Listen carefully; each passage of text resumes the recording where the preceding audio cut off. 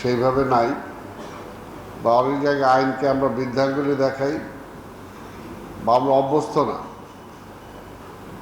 জলজান্তভাবে আমরা একটা মানুষকে বিষ প্রয়োগ করছি, জেনে শুনে বিষ প্রয়োগ করতেছি।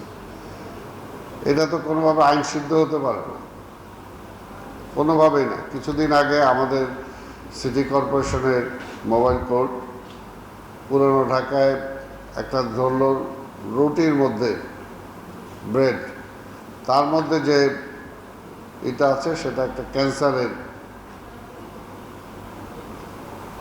মানে জার্মটা সেখানে আছে।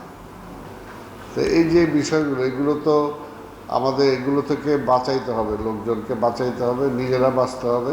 প্লাস আমি যে একটা অপরাধ করতেছি, এই অপরাধ থেকে আমাকেও বাঁচাইতে হবে। শুধুমাত্র আমি লাভের জন্য, একটু বেনিফিটের জন্য আমি এই কাজগুলো করব, এটার জন্য হতে পারে না। তো সেই জায়গায় আমাদের নিরাপদ খাদ্য বিভাগ যারা আছেন তাদের দায়িত্বটা অবশ্য অনেক বেশি, ওনারা চেষ্টাও করেন। তবে এটার জন্য একটা সম্মিলিত চেষ্টা দরকার।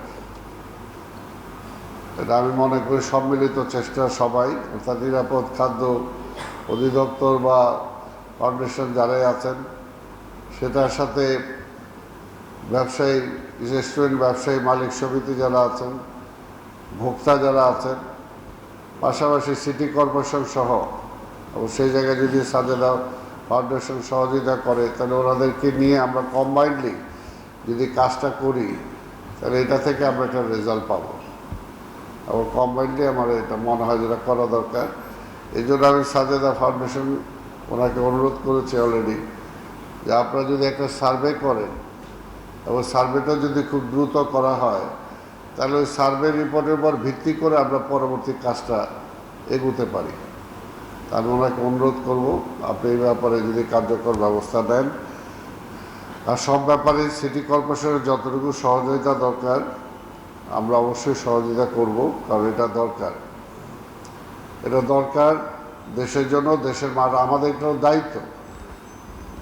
এগুলো নিরাপদ খাদ্য বিভাগ তাদের দায়িত্ব এটা, বা আমি একটা সচেতন মানুষ হিসেবে আমার দায়িত্ব যে আজকে ভেজাল মুক্ত একটা খাবার যাতে এখানে হতে পারে। যে মালিক, রেস্তোরাঁর মালিক, আমি তো বিশ্বাস করি যে উনি জেনে শুনে কাউকে একটা খাবার, এমন খাবার দিবেন যাতে সে ক্ষতিগ্রস্ত হতে পারে।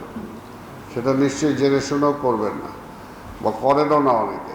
কিন্তু অনেক সময় হয়তো একটা কর্মচারী একটু কষ্ট করে ভালো পানিটা দিবে, সামনে যেটা আছে সেটাই দিয়ে দিবে।